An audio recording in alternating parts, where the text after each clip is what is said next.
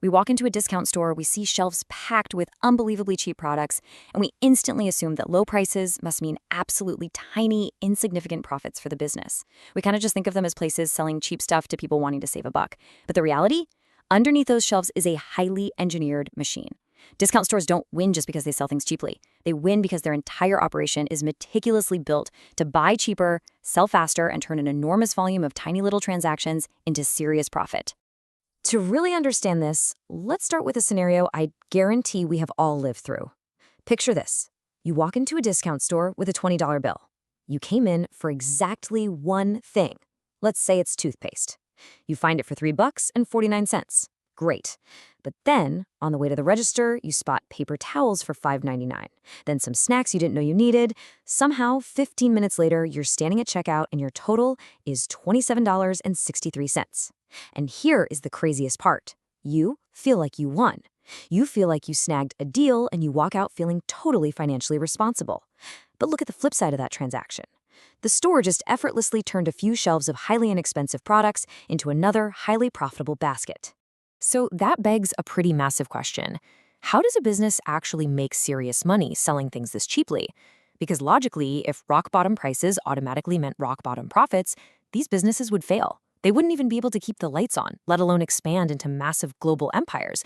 But they do work, and they are incredibly profitable. And the secret to their success is hiding right there, right underneath the price tag.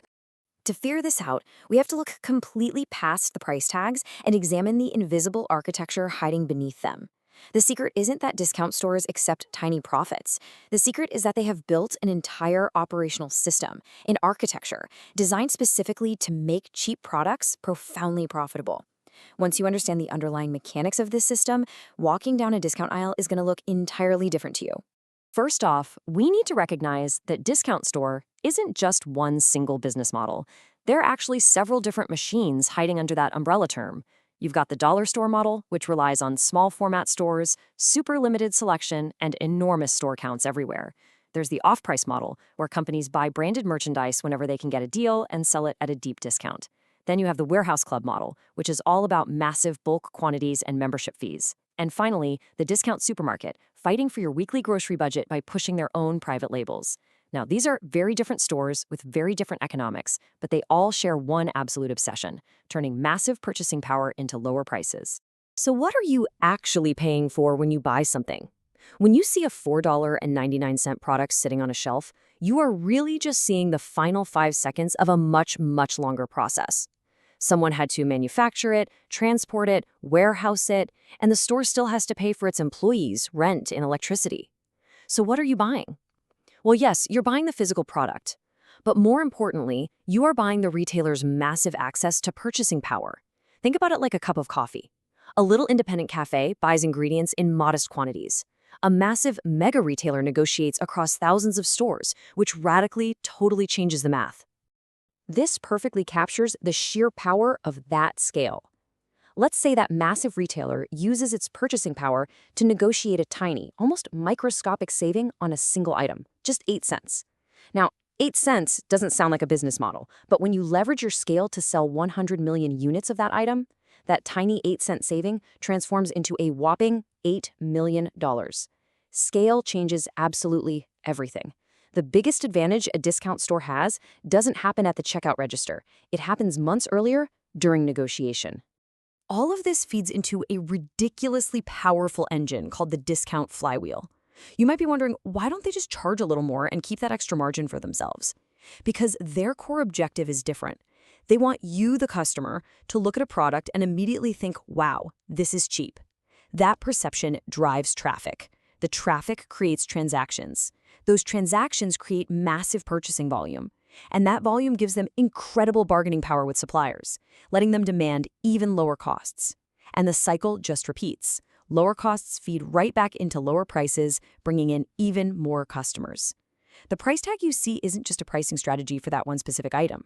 That price tag is basically an advertisement for this entire machine. So that's how they buy from other brands. But if we follow the money further upstream, we find another major weapon in the engine room: private labels. By developing their very own products, the retailer takes direct control of the economics. When a massive discount retailer approaches a supplier to make their private label, they are a very dangerous competitor. They don't just politely ask for 5,000 units, they demand 500,000. The supplier gets predictable, massive volume, and the retailer gets way better economics because they dictate the terms, the packaging, and the pricing, which rapidly increases the velocity of money. Now, let's see what this looks like inside the actual store. A traditional supermarket might carry literally dozens of versions of one single product, say 20 different types of ketchup. A discount retailer might carry far fewer, maybe just one or two options. At first glance, having fewer choices sounds like a massive disadvantage, right? Like you're giving the customer less. But it is actually a highly calculated strategic advantage. Fewer choices mean fewer purchasing decisions for the customer, which speeds them up.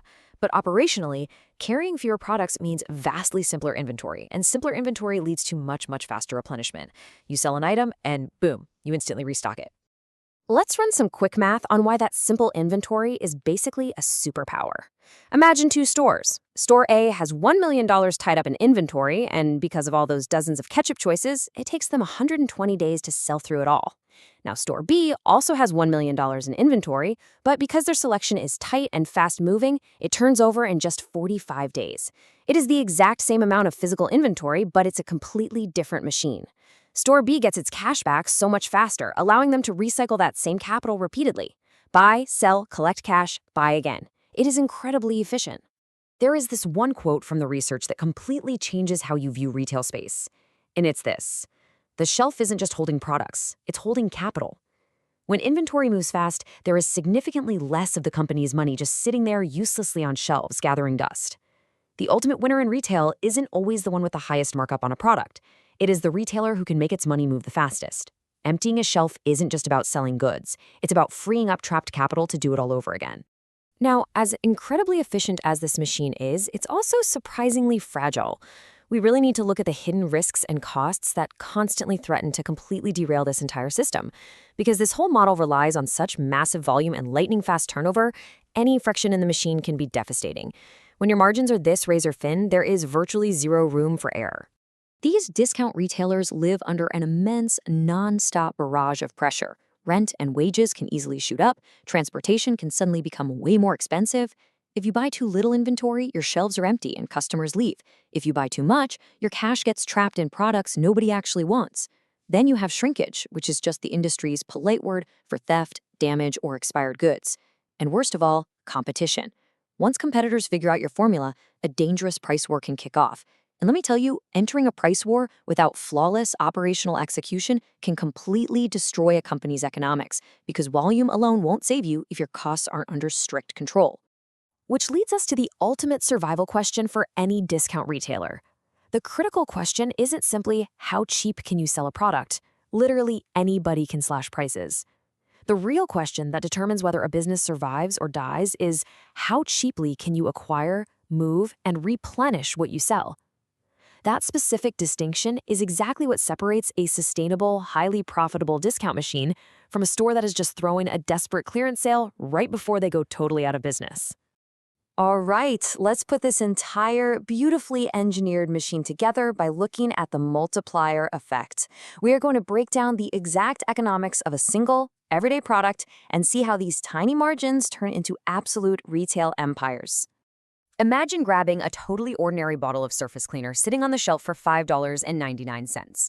First, the retailer uses their immense scale to negotiate the actual merchandise cost down to $3.12.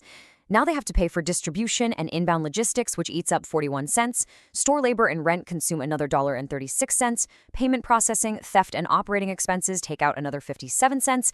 So after all that heavy lifting, running that massive supply chain, the store is left with a tiny operating profit of just 53 cents. On its own, 53 cents. Pretty underwhelming, right? But watch what happens when we feed that through the machine.